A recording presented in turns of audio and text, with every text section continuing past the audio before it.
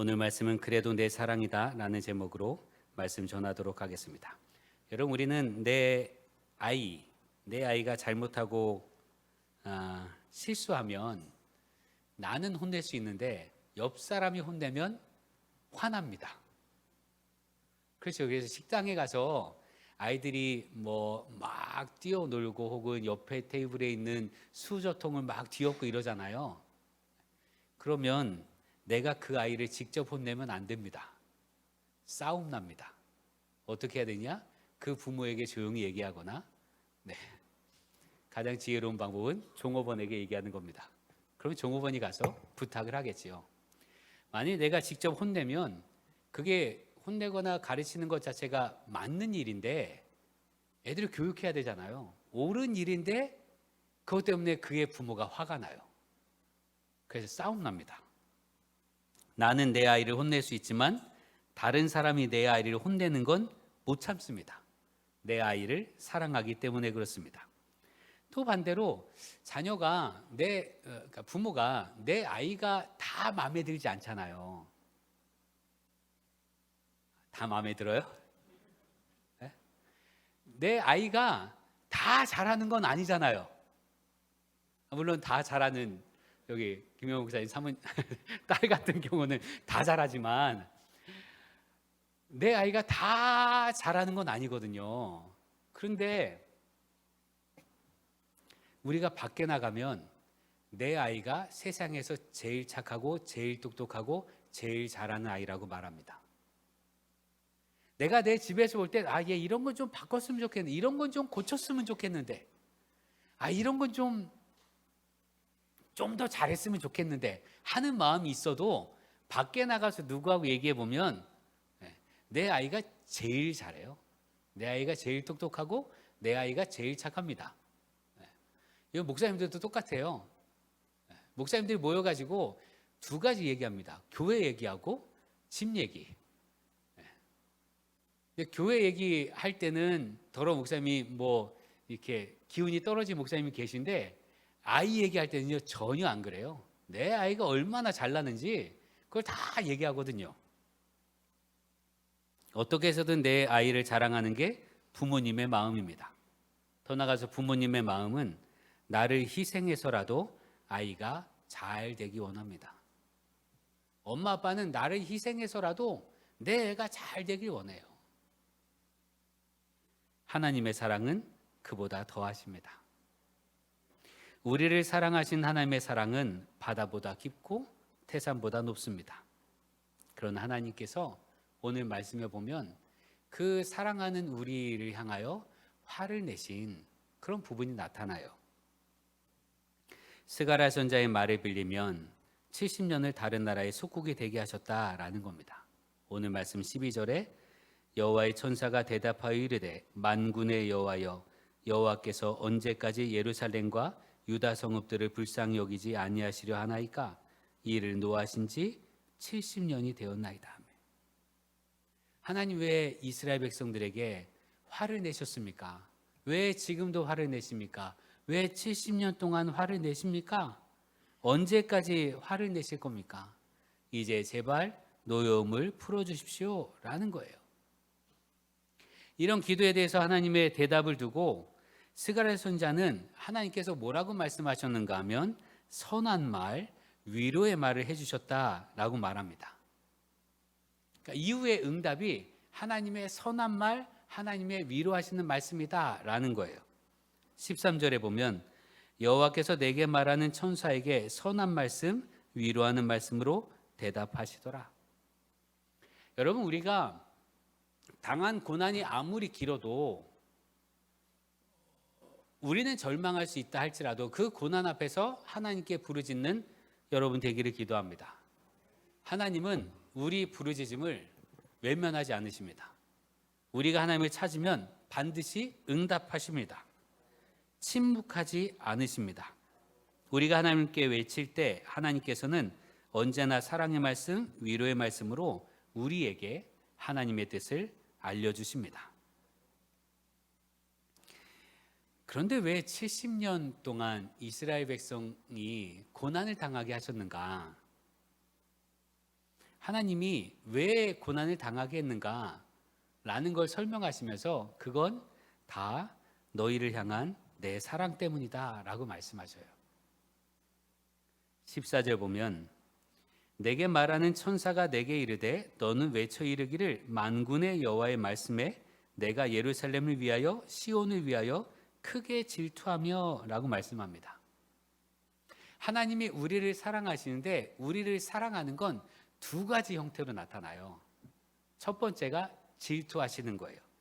하나님은 우리가 하나님 아닌 다른 것에 시선을 뺏기고 다른 것을 사모하는 것에 대해서 질투하십니다.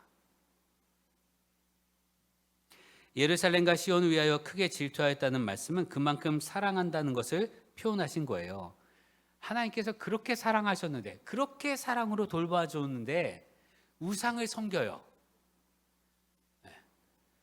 하나님이 그렇게 사랑했는데 우상을 섬겨요. 그런데 하나님 마음이 전혀 마음에 상처가 없어요. 다 괜찮아요. 그럼 그게 하나님의 사랑이냐 이거예요. 여러분 예를 들면 조금 전에 아이들 위해서 기도했잖아요. 서진이의 엄마 아빠가 있잖아요. 서진이의 할아버지 할머니가 있어요. 서진이의 이모도 있고. 그런데 서진이를 여러분이 더 사랑하겠어요? 그 가족들이 더 사랑하겠어요? 여기 할머니 있으니까. 고현신 장로님이 서진이를 더 사랑하겠어요? 할머니가 더 사랑하겠어요? 그럼 매일 보고 돌보고 이럴 거 아니에요. 매일 할머니가 먹이고 입히고 이러는 걸 경험한단 말이에요, 서진이가. 그런데 서진이가 할머니보다 고영희 장로님을 더 사랑하면, 그런데도 임효순 권사님이 삐지지 않으면, 그럼 그게 문제잖아요. 아니 내가 이렇게 사랑해줬는데 얘가 나보다 딴 사람 더 사랑하면 내가 질투해야 되는 게 너무나 당연해요. 그게 사랑이에요. 여러분 아이를 형제나 자매나 둘 이상을 두게 될 때 그렇게 되는데, 첫째 아이가 부모의 사랑을 다 받잖아요. 첫째 아이가 부모의 사랑을 독점하다가 둘째가 생긴 거예요. 자기 동생, 자기보다 약하고 이상하게 생긴 놈이. 근데 부모님이 걔를 더 사랑해요. 그럼 이 첫째가 질투할까요? 질투하지 않을까요? 질투합니다. 그게 사랑을 받고 사랑하는 사람의 모습입니다. 하나님께서 우리를 사랑하시는 것, 그 사랑의 모습이 질투로 나타납니다. 하나님께서 이스라엘 백성을 이집트에서 구해내시고 그들에게 하나님이 어떤 분이신지 말씀해 주셨는데, 그게 나는 질투하는 하나님이다 라는 거예요. 출애굽기 34장 14절에 너는 다른 신에게 절하지 말라. 여호와는 질투라 이름하는 질투의 하나님이니라. 하나님의 질투는 우리를 향한 사랑의 표현입니다. 하나님이 질투하신다고 하는 걸 두고 하나님 마음이 쪼잔하게 이럴 수 있는 게 아니에요. 만일 우리가 하나님 아닌 다른 우상을 섬기는데 하나님의 마음이 상하지 않고 괜찮아 너네 우상 섬겨도 돼 라고 한다면 그건 우리를 사랑하시는 게 아니라 우리를 버리시는 겁니다. 왜요? 우상을 섬기는 길은 죽음의 길이기 때문에 그렇습니다. 여러분 하나님이 우리를 얼마나 사랑하시는지 야고보서는 이렇게 설명합니다. 야고보서 4장 5절에 너희는 하나님이 우리 속에 거하게 하신 성령이 시기하기까지 사모한다 하신 말씀을 헛된 줄로 생각하느냐. 하나님이 우리를 얼마나 사랑하시는가 하면 우리 안에 거하게 하신 하나님의 영, 하나님의 영을 우리에게 부어주셨단 말이에요. 우리 안에 살도록. 그런데 우리 안에 사는 영이 보니 하나님 우리를 사랑하는 게 너무 큰 거예요. 그래서 우리 안에 살고 계신 성령이 하나님의 사랑을 도리어 시기할 정도로 우리를 사랑하십니다. 또는 다른 번역본에 의하면 그 여기기도 해요. 하나님이 우리 안에 살도록 부어주신 성령을 시기할 정도로 우리를 사랑하신다는 것. 곧 우리 안에 직접 사는 성령님이 부러운 거예요. 하나님이. 그래서 시기하고 질투할 정도로 우리를 사랑한다. 라고 다른 번역본은 그렇게 번역을 합니다. 여러분, 우리가 그 사랑을 받고 있는 거예요. 그러니 그 사랑으로 감사한 우리 되길 바랍니다. 그렇게 시기하며 질투하시기까지 우리를 사랑하신 하나님께서 하나님의 사랑의 또 다른 방향은 멸망으로 치닫는 이들을 보고만 있지 않다라는 거예요. 아이가 막 물로 뛰어들어가요. 깊은 바닷속으로 막 뛰어들어갑니다. 근데 부모가 그래 한번 경험해봐. 혹은 부모가 그래 너가 거기를 가기로 원했으니까 너가 바다로 뛰어들어간 거니까 너의 자유니까 그 이후에 벌어진 일도 네가 책임져 하고 내버려 둔다고 생각해 보세요. 그러면 그게 사랑하는 부모입니까? 아이가 죽으러 가는데 가만히 내버려 두는 그 부모가 그 아이를 사랑한다 할 수 있겠는가? 멸망의 길로 가는데, 심판과 파멸의 길로 가는데, 막말로 죽으러 가는데 그 길이 죽을 길인데 내버려 둔다면 그건 사랑이 아닙니다. 그 길이 뻔히 죽음의 길인 줄 아는데 아무 말도 하지 않고 그냥 내버려 둔다면 그게 사랑이냐 이거예요. 여러분, 우리가 하나님 아닌 우상을 섬기는 것, 혹은 하나님 아닌 다른 걸 사랑하는 것, 하나님보다 돈을 더 사랑하는 것, 하나님보다 눈에 보이는 것 다 사랑하는 것, 하나님보다 더 쾌락을 즐기는 것, 그건요 그냥 하나님이 질투할 정도, 그 정도로 끝나는 문제가 아니에요. 배신하는 것으로 끝나는 일이 아니라 우상을 섬기는 것이 멸망으로 가는 길이고 심판과 형벌로 가는 길입니다. 내가 우상을 섬기는 건 영원히 죽으러 가는 거예요. 하나님을 섬기는 것이 아니라, 하나님을 사랑하는 것이 아니라 우상을 사랑하는 건 내가 영원히 죽으러 가는 길이라 이거예요. 그런데 하나님께서 그걸 내버려 두시겠냐 이거예요. 그래서 하나님께서 당신의 백성이 망하는 것을 두고 보실 수가 없어서 그래서 징계하시는 거예요. 그래서 회초리를 드시는 겁니다. 여러분, 우리나라 사람의 역사 문화 속에서 과거로부터 그런 거 있잖아요. 부모가 자녀가 잘못된 길로 가니까 자녀에게 회초리를 들잖아요. 회초리 종아리를 칩니다. 근데 그 종아리를 칠 때 맞는 아이는 모르죠. 그런데 드라마나 영화로 보는 우리는 회초리를 치면서 눈물 흘리는 엄마 아빠의 얼굴을 보잖아요. 회초리를 치는 게 눈물을 머금고 치는 거구나 안단 말입니다. 근데 그 회초리를 맞고 방황하던 아들이 얼마나 많이 돌이켰냐 이거예요. 부모의 사랑을 알았기 때문입니다. 여러분, 하나님은 우리를 징계하십니다. 우리를 사랑하시기 때문입니다. 우리가 멸망의 길로 가지 않도록 징계하시지요. 잠언 3장 11절에서 12절은 이렇게 말합니다. 내 아들아, 여호와의 징계를 경히 여기지 말라. 그 꾸지람을 싫어하지 말라. 대저 여호와께서 그 사랑하시는 자를 징계하시기를 마치 아비가 그 기뻐하는 아들을 징계함같이 하시느니라. 하나님의 징계와 꾸지람은 우리를 살리시는 하나님의 사랑입니다. 내가 잘못된 길로 가고 있는데 나에게 아무 일도 일어나지 않는다.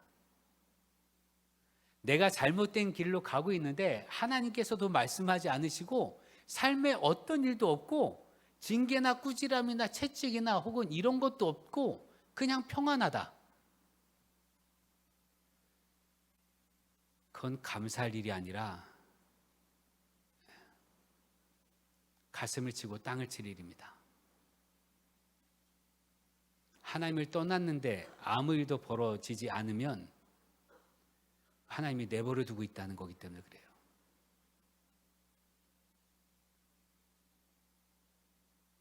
하나님이 사랑하는 자들이 하나님을 떠나면 우상을 섬기면 하나님은 꾸짖으십니다. 그게 하나님의 사랑이니까. 그런데 내게 어떤 것도 벌어지지 않는다면 여러분 정말 땅을 쳐야 돼요.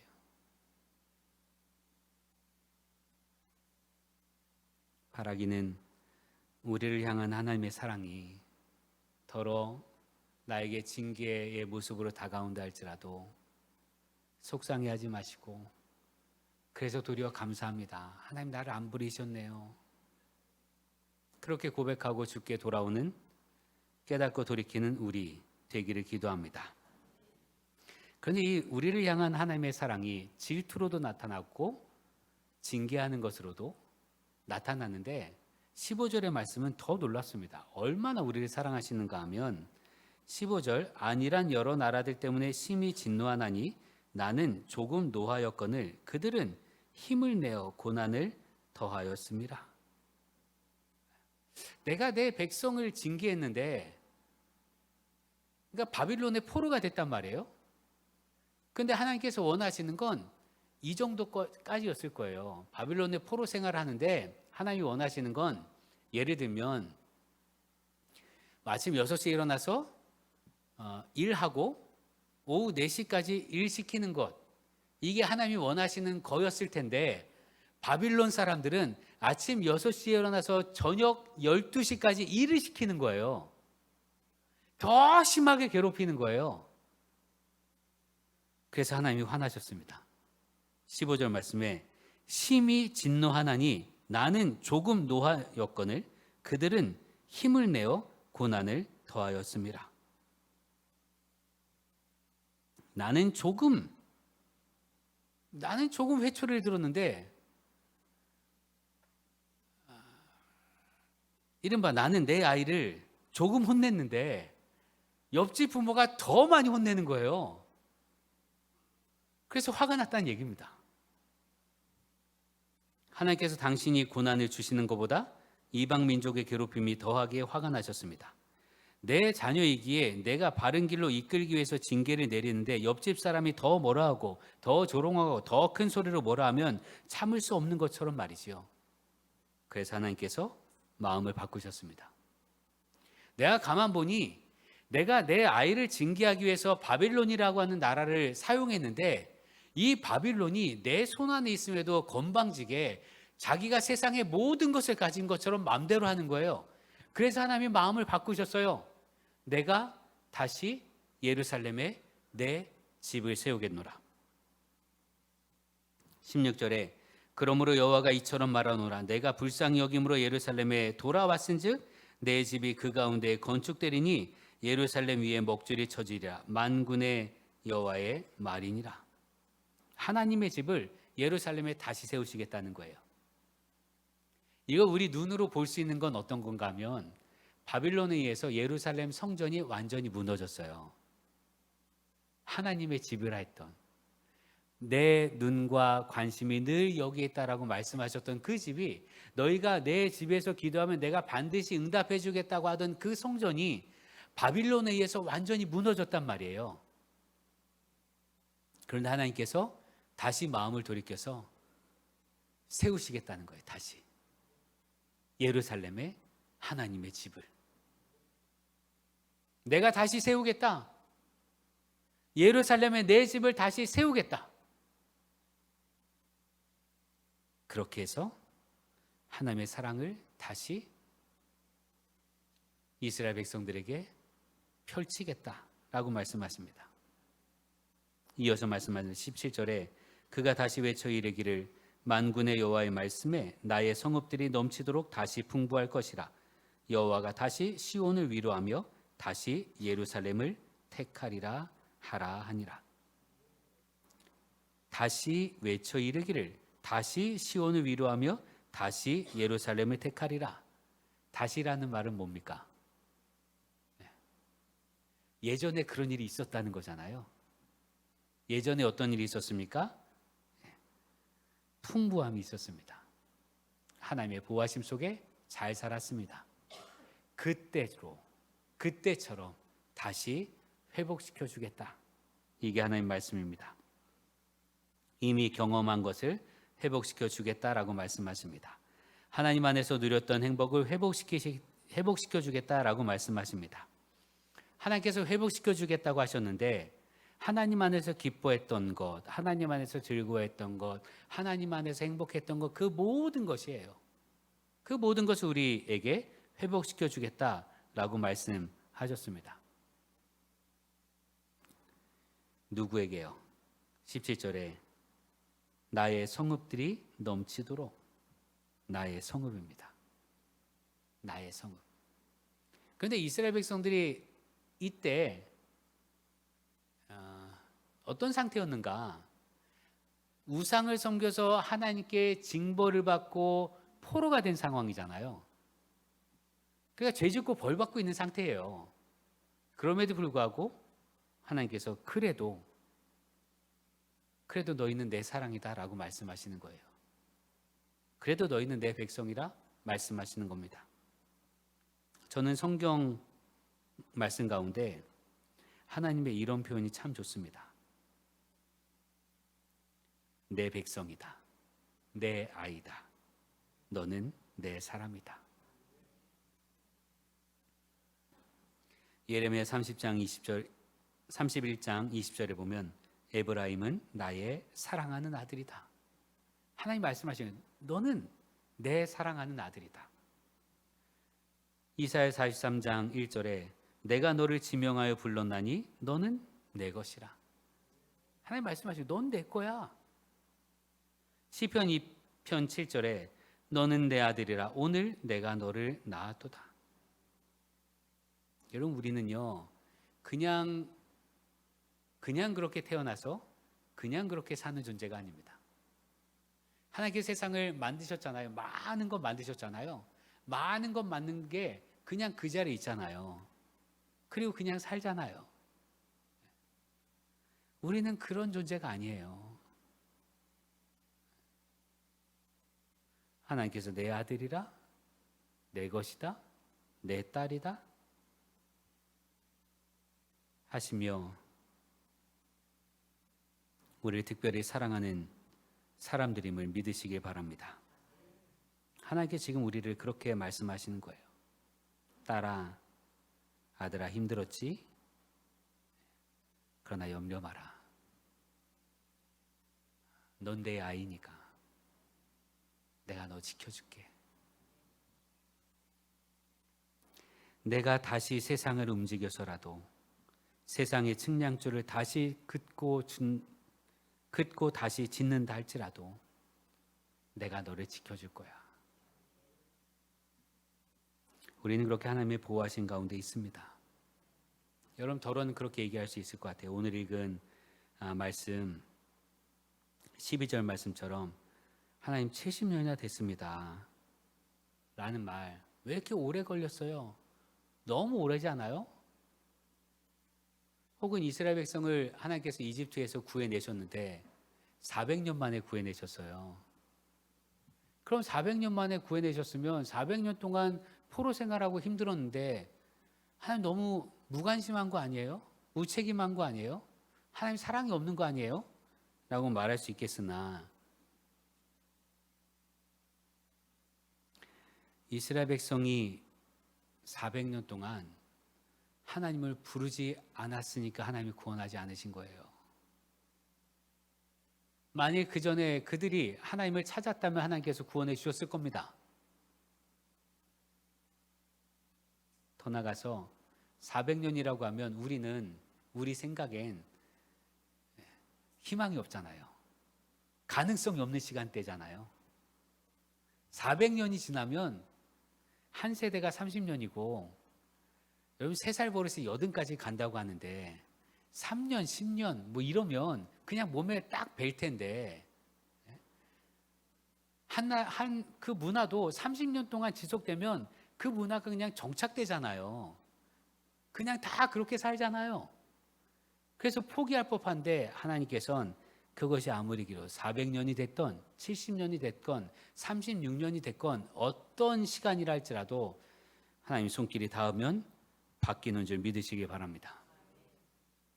400년 동안 콘크리트처럼 단단히 굳어져도 하나님이 역사하시면 녹아지는 줄 믿으시기 바랍니다. 70년 동안 도무지 희망이 보이지 않는다 할지라도 하나님 결심하시면 다시 그날이 새로운 날, 구원의 날이 될 줄로 믿습니다. 여러분 지금 어떤 어려움을 겪고 있습니까? 어떤 어려움이라 할지라도, 어떤 고난이라 할지라도 하나님의 손길에 닿으면 해결이 됩니다. 혹 여러분이 겪고 있는 고난 가운데 어려운 일이 내가 하나님을 등졌기 때문에, 하나님을 배신했기 때문에, 하나님을 떠났기 때문에 당하는 고난이라면, 그래서 겪는 아픔이라면 깨닫고 돌이키십시오. 그 고난과 역경이 외적인 고난일 수도 있어요. 어느 때는 하나님께서 우리 입장에서는 아프지만 우리를 병들게 하십니다.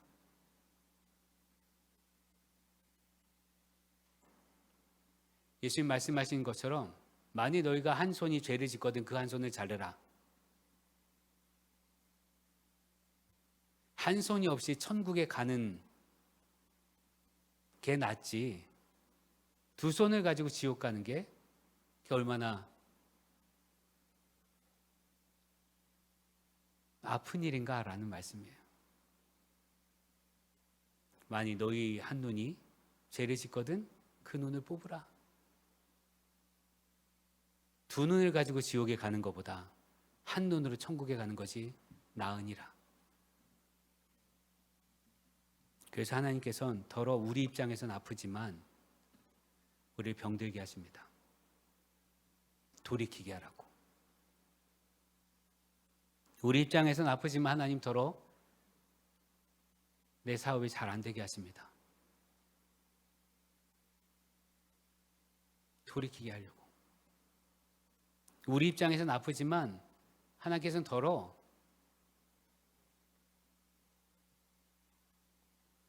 우리의 관계를 헤쳐놓기도 하시고, 우리 입장에서는 아프지만 하나님 더러 우리 마음에서 평안을 앗아가십니다.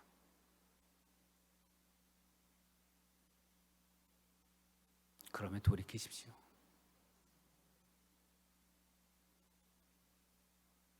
돌이키면 다시 회복됩니다. 다시 회복되는데 이전보다 더 좋게 회복됩니다. 그러나 만일 우리가 당하는 고난 혹은 역경이 내가 아무리 생각해도 나는 하나님을 떠나지 않았는데, 나는 늘 하나님 안에 있었는데 왜 이런 고난이 있습니까? 하는 고난도 있거든요. 그건요, 사탄이 우리를 하나님에게서 떨어뜨리려고 하는 고난이에요.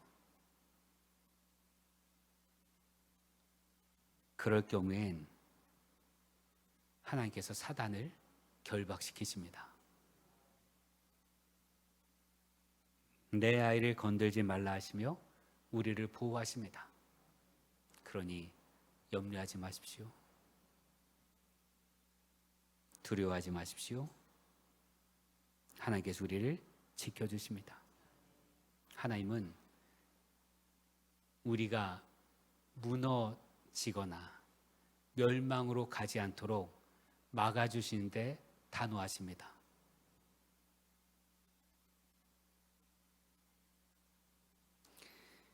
그러니 하나님을 믿고 돌이켜야 한다면 돌이키고 담대해야 한다면 담대하고 안심하며 주님 안에서 평안히 사는 우리 되기를 기도합니다. 그래도 내 사랑이라 말씀하셔요. 우리가 이렇게 좌충우돌해도 하나님 우리 버리지 않으시고 그래도 내 사랑이야. 넌 그래도 내 사랑이야 하십니다. 그니 그 사랑 안에서 다시 모든 것이 회복되는 주님의 사람들 되게 기도합니다.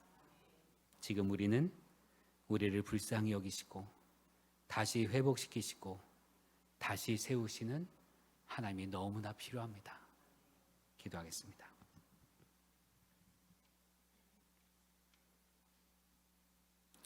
은혜의 주님, 우리를 한결같은 사랑으로 품어주시니 감사드립니다. 우리가 잘못된 길로 가고 있다면 깨우쳐 주시옵소서. 그러나 혹 우리가 당하는 고난이 하나님께 주시는 것이 아니라 악한 사단이 주는 것이라면 하나님 막아주시옵소서.